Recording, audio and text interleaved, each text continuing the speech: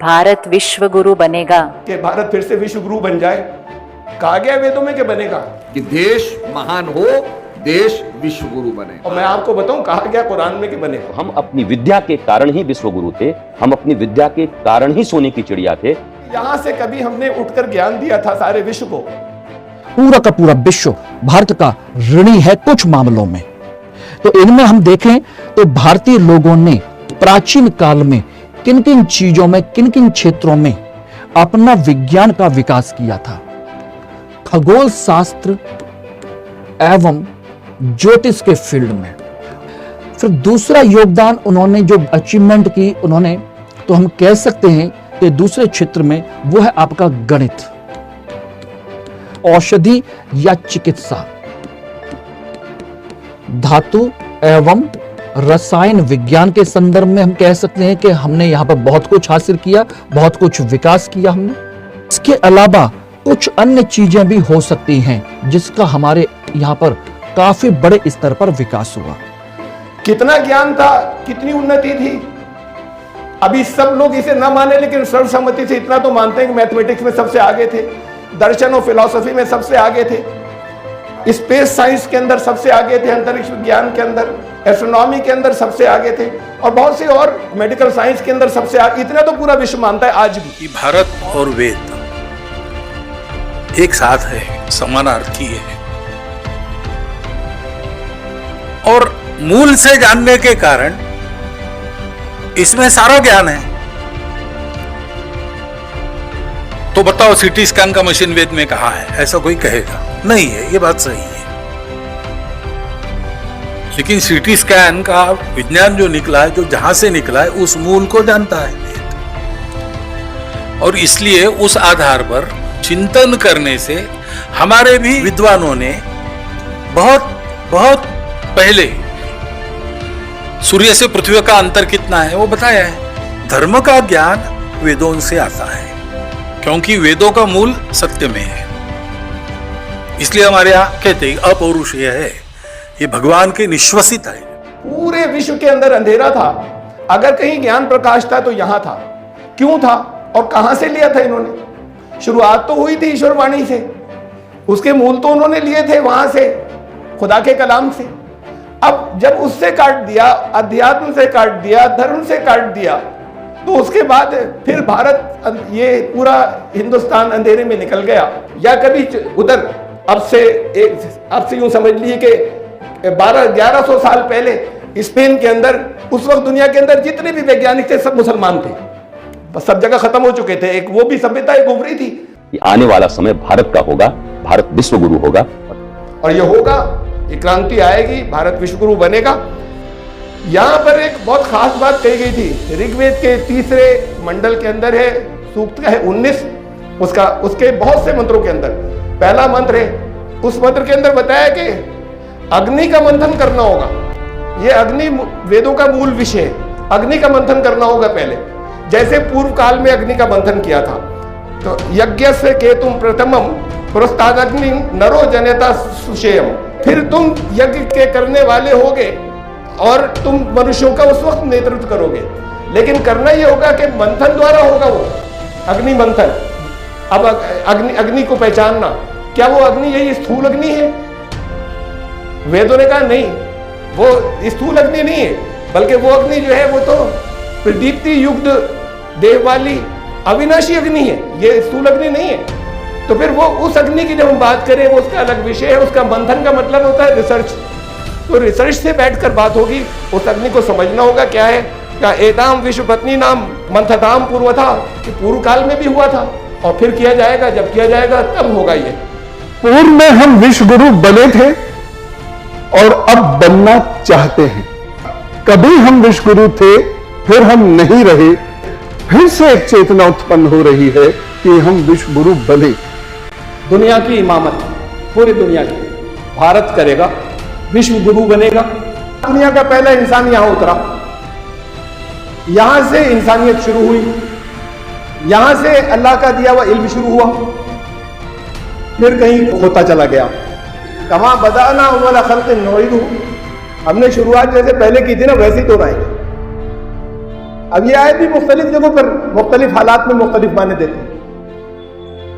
जैसे शुरुआत पहले हुई थी वैसे ही दोहराया जाएगा कि ये क्रांति, ये इनकलाब यहां से शुरू होना है जहां से बुनियाद पड़ी थी। ईश्वरीय संकल्प है कि भारत को विश्व की महाशक्ति बनना है।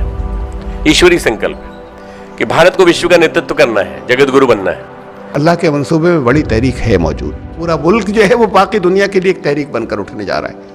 तो उस विश्व के जगत गुरु बनने की प्रक्रिया में जो काम होना है, उस काम के लिए स्टेजेस बन रही हैं, स्टेप्स बन रही हैं, तैयार हो रहा है पूरा का पूरा। बाकी दुनिया को फिर लीड करने के लिए छोटी मोटी तहरीक नहीं चलेगी। एक इतना बड़ा मुल्क जिसकी अहमियत भी बढ़ती चली जा रही है, चीन की तरह तो नहीं लेकिन उससे पीछे से ये भी आ रहे हैं। ताकत जो है वो बढ़ रही है, असरात बढ़ रहे हैं, सियासी असरात बढ़ रहे हैं। विवेकानंद कहते थे हर एक राष्ट्र का अपना एक प्रयोजन होता है, उसके लिए उसका उदय होता है, वो प्रयोजन समाप्त होते वो विलीन हो जाता है। हर उम्मत की एक अजल होती है। अजल कहते हैं एक टाइम पीरियड फाइनल हो गया, ये है ड्यूरेशन, बस यहाँ तक चलेगी। फैदा जहा अजलहुम, जब उनकी वो मियाद, जब वो टाइम पीरियड, जब वो उनकी टर्म आ जाती है कि बस यहाँ तक चलेगी, ला यस्ताखिरून साअतन वला यस्तक़दिमून, फिर उससे न एक घड़ी पीछे हट सकते हैं, न एक घड़ी आगे बढ़ सकते हैं। लिकुल्ली अजलिन किताब, ये हर उम्मत के लिए एक टर्म है, एक अपॉइंटेड टर्म है, एक मुद्दत है, लेकिन उस मुद्दत का एक कानून है।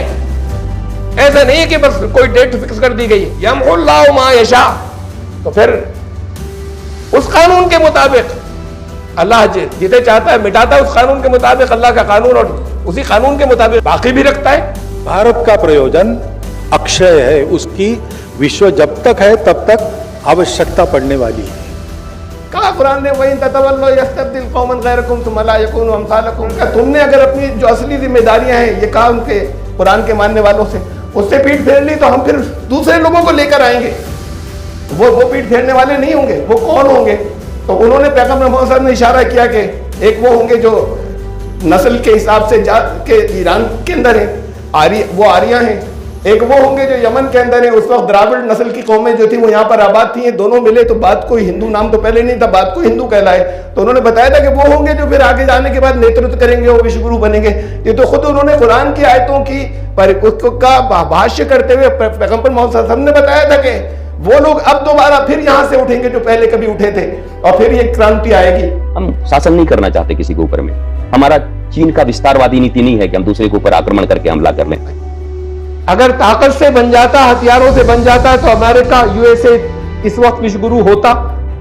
उसे दुनिया मानती कि विश्वगुरु तो यूएसए है। और उससे पहले जब बाइपोलर वर्ल्ड थी तो यूएसए और यूएसएसआर, सोवियत यूनियन, ये विश्वगुरु कहलाते। और उससे पहले जब ब्रिटिश एम्पायर, जिनके बारे में कहा जाता था कि उनकी हुकूमत में सूरज नहीं डूबता, इतनी बड़ी उनकी हुकूमत थी, तो फिर वो विश्वगुरु कहलाते। हमारे पास ताकत आ जाए, हमें दुनिया मानने लगे कि नहीं, जो भारत कहेगा वही हम करेंगे, ये विश्वगुरु बनने के लिए ये काफी नहीं है। ये बड़ी अच्छी बात है कि किसी के पास ताकत हो ताकि वो उसका ऐसे इस्तेमाल कर सके कि दुनिया में किसी जगह, दूसरी जगह जुल्म न हो और वो उसे रोक सके, न कि जुल्म करे किसी जगह जाकर। तो ताकत होना अच्छी बात है। सिर्फ आर्थिक उन्नति नहीं, आध्यात्मिक शक्ति लानी है। अगर ताकत से बनते या अर्थव्यवस्था और इकोनॉमी और मईशत से बनते तो ये विश्वगुरु अब तक पता नहीं कितने हुए होते। कई बार लोग कहते हैं भारत को बड़ा करना है, देखो अमेरिका में कैसा है। भारत को बड़ा करना है, देखो चाइना कहां तक पहुंचा। भारत को महाशक्ति बनाना है,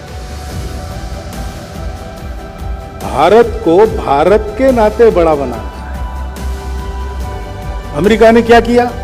अमेरिका बड़ा तो बना है, बलाढ्य है, संपन्न है, ज्ञान विज्ञान के क्षेत्र में आगे है, लेकिन सारी दुनिया पर अपनी व्यवस्था लादने का डंडा चलाता है, क्योंकि अपनी छोटी सी जनसंख्या के लिए उसको बहुत सारे संसाधन चाहिए। दो बड़े मुल्क अमेरिका, ब्रिटेन, यहां एक इंडिकेशन आया कि अब ग्लोबलाइजेशन से वो सिमट कर जा रहे हैं लोकलाइजेशन के ऊपर। This is the beginning of the end of American era. चीन भी बड़ा बना है, आगे गया है, लेकिन अपने सामर्थ्य का उपयोग अन्य देशों के टुकड़े अलग करके अपने साम्राज्य का विस्तार करने के लिए करता है। क्या भारत को ऐसा बनना है? ये भारत नहीं है। चाइना की पोजीशन जो है वो अब नहीं, इनकी भी तकरीबन एक सदी से नजर ये आ रहा है कि मिजाज एक्सपेंशन का है कि ये भी कब्जा कर लें, ये भी हमारा था, वो भी हमारा था, और वो जजीरा भी हमारा था, और ये भी हमारा था। ये मिजाज किसी कभी कोऑपरेशन पर नहीं ला पाता कि दूसरे उनके साथ में कोऑपरेट करें। जैसे ये दूसरे बहुत से मुल्कों की अलग अलग अपने कन्फेडरेशन या यूनियन या एसोसिएशन बनी हुई हैं, ये चाइना के साथ नहीं हो सकता। ये तो हर एक पर कब्जा करने का इनका अंदाज है कि इसको बढ़ा लें, इसे भी ले लें, एक्सपेंशन का। ये पॉलिसी बहुत ज्यादा दिनों नहीं चलती, लॉन्ग रन के अंदर दोस्त नहीं चलती। स्वामी विवेकानंद ने बताया भारतवर्ष को क्यों उठना है, अपने स्वार्थ के लिए नहीं,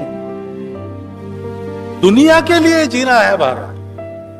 अब वो कानून क्या क्या है राइज एंड फॉल के नेशंस के, ये देखिए एक अम्मा मा यनफउन नास फयमकुसु फिल अर्ज़, दुनिया के इंसानों को जिससे नफा पहुंचता है वो रहता है, वो जमीन में बाकी रहता है, बाकी ऐसे हो जाते हैं जैसे समंदर पर झाग। क्योंकि ज्ञान देना है, भारत को उठना है, भारत को बड़ा होना ही है, विश्व को आवश्यकता है। अब हिंदुस्तान की तो पोजीशन ये अल्लाह का निजाम बन रहा है कि पावरफुल होता जा रहा है पॉलिटिकली और इकोनॉमिकली, उसमें मईशत के अंदर, अर्थव्यवस्था के अंदर, और दुनिया में ताकत बनता जा रहा है, और सियासी तौर पर भी ये सब पर होंगे, सारी दुनिया को ले आएंगे। भेदक ग्रंथियों का भेदन करके आपस में जो अविश्वास की, कट्टरता की आदि दीवारें बनी, उन दीवारों को तोड़ के एक संध एक रस भारत, एक संध एक रस मानवता का निर्माण करेगा, जो सृष्टि को साथ लेके विश्व को सुखी सुंदर विश्व फिर से बनाएंगे। ये कर्तव्य है, इससे हम भाग नहीं सकते। नफरतें खत्म होनी चाहिए और हम मिलकर एक नया हिंदुस्तान बनाए और एक नई दुनिया बनाए, खाली हिंदुस्तान नहीं, एक नई दुनिया बनाए। और जब देश स्वस्थ होगा, सशक्त होगा और आध्यात्मिक दृष्टि से चेतना के उच्चतम शिखर को उपलब्ध होगा, तो अपने आप दिया जलेगा और उसकी रोशनी से सारा विश्व आलोकित होगा। भारत विश्व गुरु उससे पहले नहीं बनेगा जब तक आध्यात्म भी नहीं आएगा, जब तक ज्ञान भी ठीक नहीं होगा, और जब तक ईश्वर से शुरुआत नहीं होगी।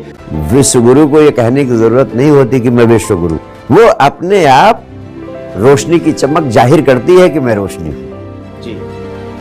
जब हिंदुस्तान लोगों को शारीरिक, मानसिक, बौद्धिक और आत्मिक तल पर नई दृष्टि देने में सक्षम हो जाएगा, तो स्वतः जगत गुरु हो जाएगा। केवल जगत गुरु की घोषणा करने से जगत गुरु होने की बात नासमझी की बात। गुरु तो तब होगा जब दूसरे उसे गुरु माने, दुनिया गुरु माने, और दुनिया कहे कि हमें इनके नक्श पर चलना है।